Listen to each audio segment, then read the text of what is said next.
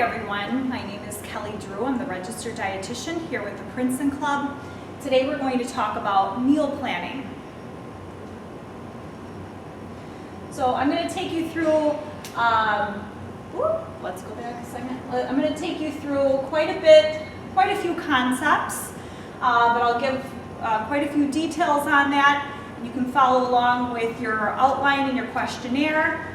And let's get started. So, with meal planning, I think one of the most challenging things is where to start with meal planning. It can seem like a very daunting task. So we'll talk about getting prepared.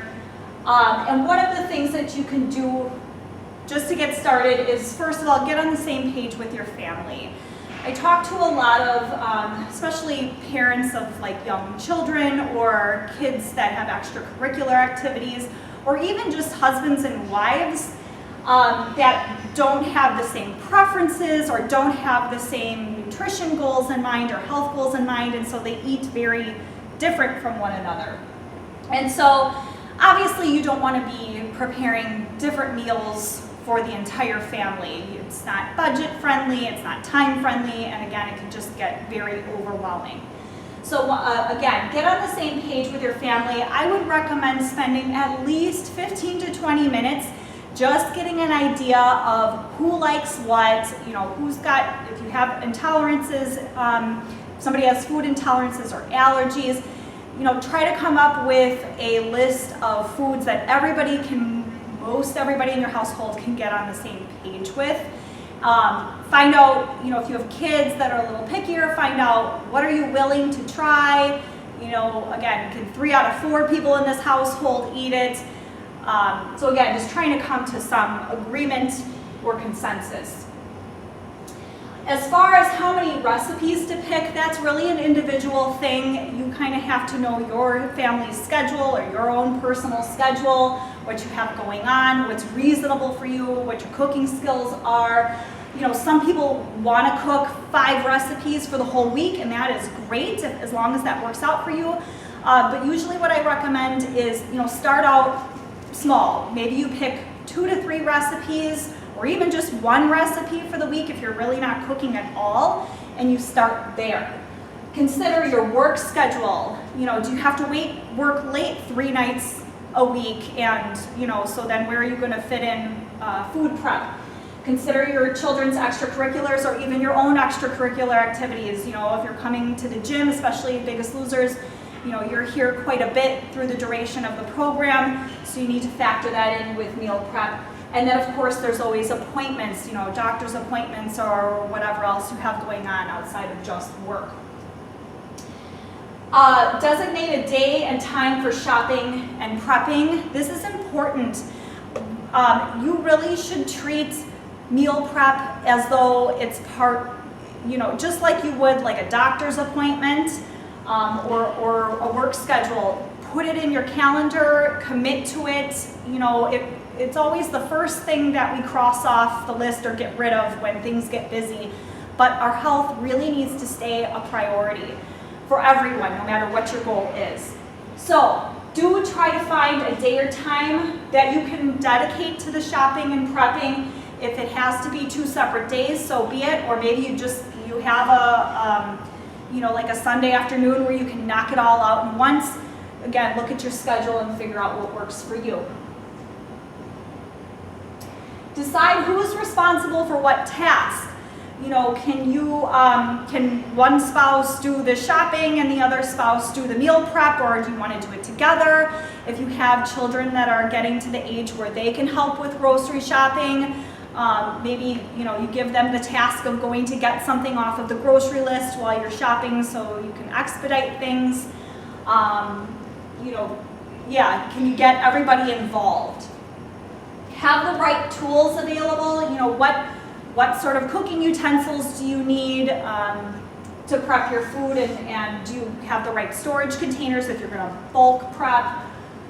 Look at your storage space and take inventory. If you want to bulk prep especially, you're going to want to look at your refrigerator and your freezer space to make sure that, okay, I've got enough space to put several containers here, or oh, I've got a ton of just random things here, that's when you're going to do your inventory. So if you see those random things in your refrigerator or your pantry, then you can say, okay, I'm going to take those things, you know, what recipes can I prep with this so I can get it out of the house. Consider seasonal availability and sales and coupons. So if budget is something that you factor in with meal prep, you'll definitely want to look at this. Now is a great time of year for farmers markets, and so if you're looking for good quality and the most bang for your buck, you can visit farmers markets. You'll get, you know, you're supporting local and you're getting fresh produce and hopefully at a good price for the quality. So I would encourage that. And then of course sales and coupons are helpful too. If you get the sales ads and okay, well this looks like a good deal for this you know, chicken, then we're going to base our meals around chicken this week. You can also follow your favorite brands on social media and sign up for email promotions because sometimes they'll throw in, you know, coupons or freebies or let you know about promotions that are going on, and that can be, again, budget friendly and help you find a way to steer your recipe collection. What sort of tools should you have available? And again, this is dependent upon what your preferences are and what your family wants, but stainless steel and glass are some of the better options for storing foods that you're going to bulk prep. Mason jars if you want to make salads. The Instant Pot and the Crock Pot, those are some of my favorite tools because they're quick. I can throw things in them and go do other household chores or go do other errands while things are cooking. Sheet pan recipes, those are relatively easy to throw together as well. And then of course the grill and the oven. We're starting to get into the weather now where the grilling is a little bit more popular, so you can definitely have that available, and always the oven. All right, let's talk about actually putting our meals together. What are we looking at? Well, let's just have a little bit of a breakdown on the different components of the meal. So your macronutrients, your carbohydrates, your fats, and your proteins, those are the components that you want to look for when you're looking at your recipes and putting your meals together. Examples of carbohydrates would be fruits, grains, starchy vegetables, lentils, legumes and beans, and milk and yogurt. And carbohydrates are useful for the body for fuel for your muscles, for brain satiety, so helping you to feel satisfied with your meal, and then of course flavor. Fats, things to look for would be oils like extra virgin olive oil, nut butters, avocado, and seeds. And nuts are very useful for protecting your organs, so insulation within your body, hormone production. Fats are also fat soluble. When you eat fats, they help you to absorb fat soluble vitamins, so vitamins A, D, E, and K. And then fats also help with cell structure within the body. Protein examples would be cheese, meat, fish, poultry, and eggs. Protein is very useful for muscle building and muscle maintenance, especially when you're trying to lose weight and if you're cutting down on calories. Proteins are also helpful for the nervous system, blood, skin, and hair. Way at the bottom, and I don't want to forget it, also do get friendly with adding herbs and spices, because herbs and spices pack a lot of flavor. And they're very high in antioxidants, so cancer-fighting properties, illness-fighting properties, those are all things that we want in our meal plan. And of course, don't forget a vegetable.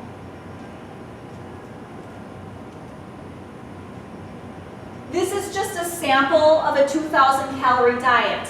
Not everybody is going to be on a 2,000 calorie diet. The reason that I picked a sample 2,000 calorie diet is because the current food labels are based on a 2,000 calorie diet. That's the only reason I singled the 2,000 out. But I think most of you probably won't be on a 2,000 calorie diet, but again, it's an individual thing. Anyhow, here's just a breakdown of what a 2,000 calorie diet might look like. And again, everybody's needs are different, but that would include 2.5 cups of vegetables, 2 cups of fruit, 3 dairy equivalents, 6 ounces of grain, and 5 ounces of either meat, poultry, fish, beans, eggs, or nuts. And then there's some examples of those listed here. But again, everybody's needs are going to be different.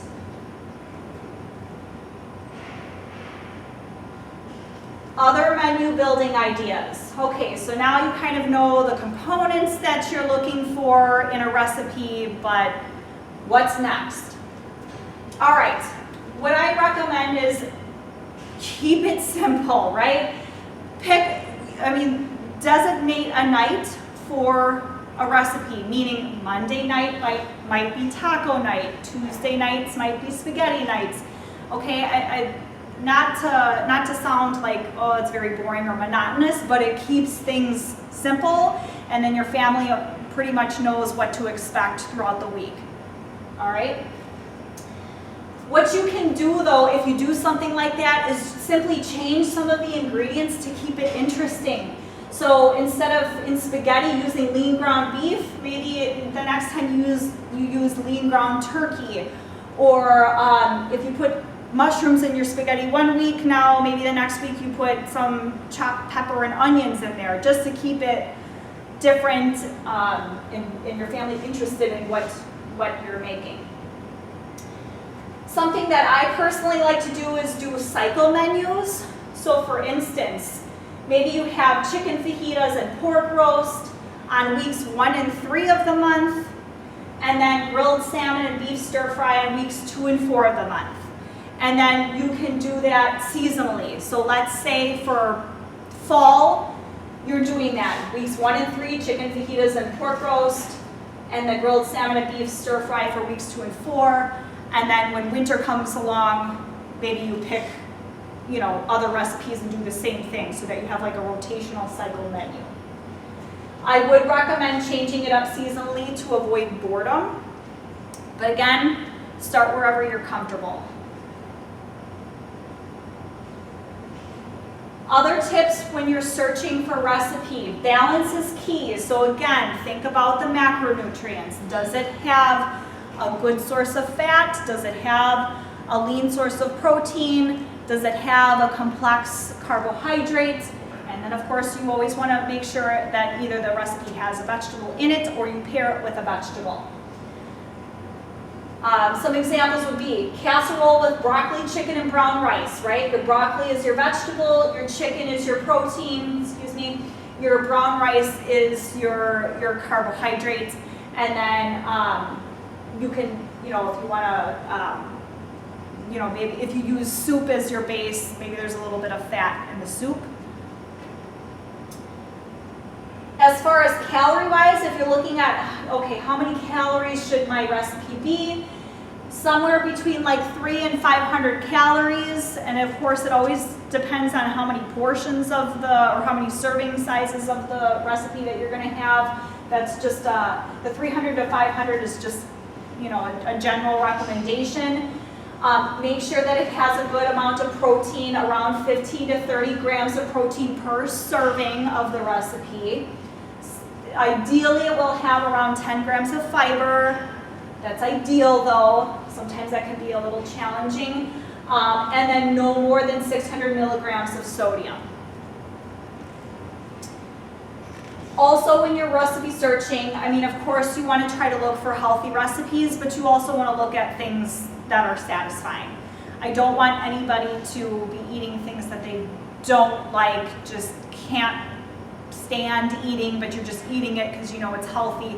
Try to find things that are actually appealing to you and your family so that you stick with it.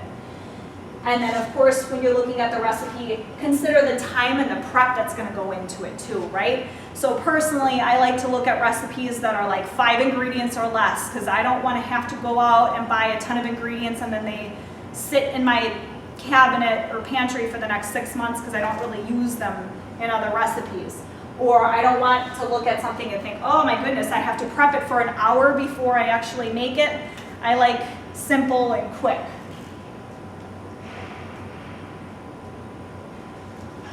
Speaking of low ingredient recipes or 5 ingredients or less, here's a couple examples. The breakfast burritos, this has got about 5 ingredients here. Whole grain wraps. Put some eggs, shredded cheddar, spinach, and avocado on it.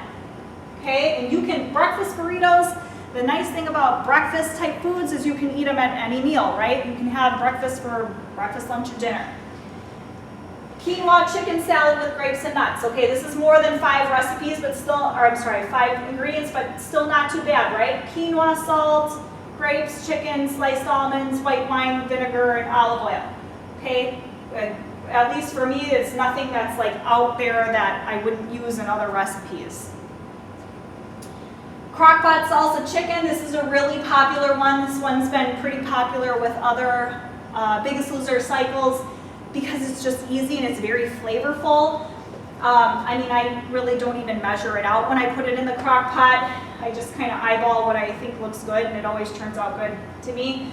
Salsa, chicken breast, black beans, peppers, and if you want, cream cheese is optional. And then you can prepare that a couple different ways. You can put that on top of a whole grain wrap one night. Maybe you put it over a bed of lettuce the next night and put some avocado on it and make it like a salad type meal. Batch cooking. This is a really nice way. I mean, when you batch or bulk prep, it does take a little bit more time up front, of course, but it saves you time in the long run if you can batch cook and put things in containers and freeze it for later. Because if you're having, you know, let's say 2 weeks down the road, you're having a crazy busy week and you're like, I don't know when I'm going to have time to prep. Great, you have those backup batch cooked meals in the freezer.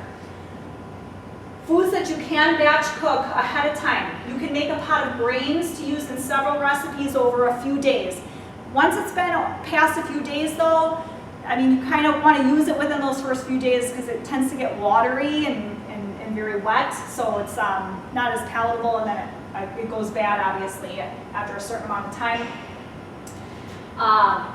You can double the portion of proteins and recipes and then store in the freezer. Foods that you can prep ahead. So if you know that I don't have a lot of time to like prep the entire recipe or the entire meal right now, but I can do a little bit of prep ahead of time, you know, on a Sunday afternoon, for instance. You can prep base foods like greens, beans, veggies on the weekend. So beans can be used in recipes like tacos, dips, sloppy joes, soup. So like let's say you prep your beans in bulk on a Sunday, and then okay, Monday night I'm going to throw it together with tacos. You know, Thursday night I'm going to throw it in my sloppy joes. You can pre-cook your grains, like I said, so quinoa, rice, wheat berries, that all can be used for cereal, stir fry, and casseroles. Once it's cool after you've pre-cooked it, store it and refrigerate it and use within 4 days. Lentils, you can prepare that ahead of time, and then you can put that on top of salad, you can put that on soup or do whatever else you like to do with lentils. Greens, divide bulk greens into 2 to 4 smaller bags and fill the bags with air, then seal by twisting the top a few times before firmly closing with a twist tie. Place the bags in the fridge.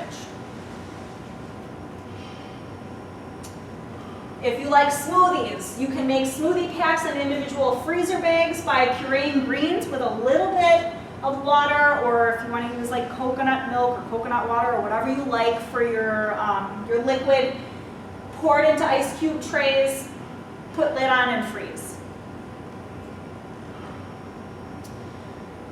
Keep it simple. Okay, convenient ideas. Microwave vegetables, a sweet potato, cook your turkey burger on the stovetop. It's a very quick meal. I mean, I would say, like 20 minutes, half hour at the very top to throw this together. So if you've got frozen vegetables in the fridge, you've got a sweet potato sitting on the counter or whatever, and then your frozen turkey burgers, you put that all together, maybe add a couple herbs and spices when it's done, and you've got a quick meal. Mason jar salads, if you're looking to do something like that, here are the steps. First, put your pre-washed greens that are completely dry, pat them dry with a paper towel. Next, you're going to add your vegetables, fruits, and beans as dry as you can make them. Obviously, they're going to always retain some moisture. But then add your protein, your nuts, your seeds, avocado, and wet fruits, or whatever you want to add that on top. But only add it to the first 3 days worth. If you make 5 days worth of mason jar salads this way, by days 4 and 5, it's going to be not so good. Okay, everything's going to be soggy, just not good. And then once you open up your mason jar salad and you're ready to eat it, that's when you're going to add your dressing. Ideas for meals that are cooking, not even required. So especially if you like sandwiches, but you eat the same sandwich all the time, or you just need different ideas for sandwiches, or your kids like sandwiches and you're tired of the same old thing, whatever, you could pick one from each column. So maybe you do a whole wheat pita with some hummus as your spread, and you have some apples on the side, and on the pita with the hummus you put some peppers and some chicken for your protein. So you can kind of mix and match from each lane what you want to do.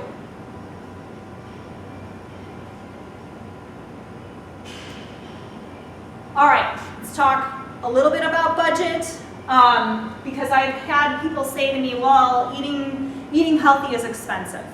Okay.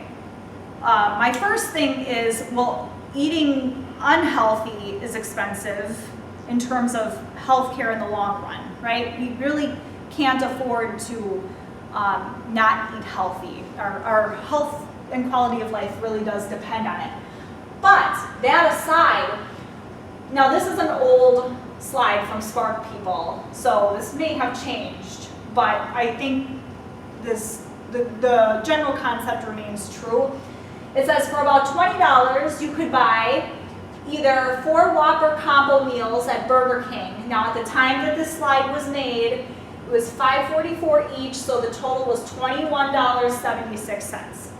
Or for $21.68, you could get a box of Morningstar Farms Grillers Original Meatless Burgers, a pound of 96% lean ground beef, 16 ounces of cashews, 1 pound of strawberries, 10 pounds of potatoes, a gallon of 100% orange juice, 1 pound of frozen mixed vegetables, 1 bunch of broccoli, 1 pound bag of dried pinto beans.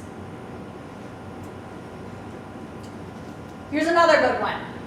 Now again, prices may have changed, but for under $10, you could buy for $5.19 1 case of Coke, that's 24 cans, or for $4.88, a cucumber, 1 Green Giant Valley Fresh steamer, 1 pound of grapes, 1 pound of bananas, 1 pound bag of brown rice, and 1 box of whole wheat spaghetti. Now again, it probably depends where you're shopping, and again, if the prices have changed since then, but I'm willing to bet that if this went up too. All right, just a challenge for you at home. You do not have to, you're not required to do this to earn your points, but I would encourage it, especially if you know that meal prepping is a challenge for you and or your family. So what you can do when you're at home is go over ideas for building a breakfast. Talk to your family members or even your peers within the Biggest Loser program or within your training groups. Build a breakfast together. Share challenges and successes that you have with finding time to shop. Bounce those ideas around. See what you guys can come up with, guys and ladies can come up with, because maybe your teammates have some really good ideas or you have some really good ideas, and that's what we want within the Biggest Loser. We want you to share similar concerns and help each other. Same thing, build a lunch. So build an example of a lunch, share challenges and successes. Build a dinner, share those challenges and successes. And then I would definitely encourage all of you to share a favorite recipe idea with one another as well. And if you have questions of whether or not that recipe is healthy, you can definitely email me at kdrew@princetonclub.net, and you're always welcome to ask your personal trainers questions as well. All right, good luck everybody. Welcome to Biggest Loser.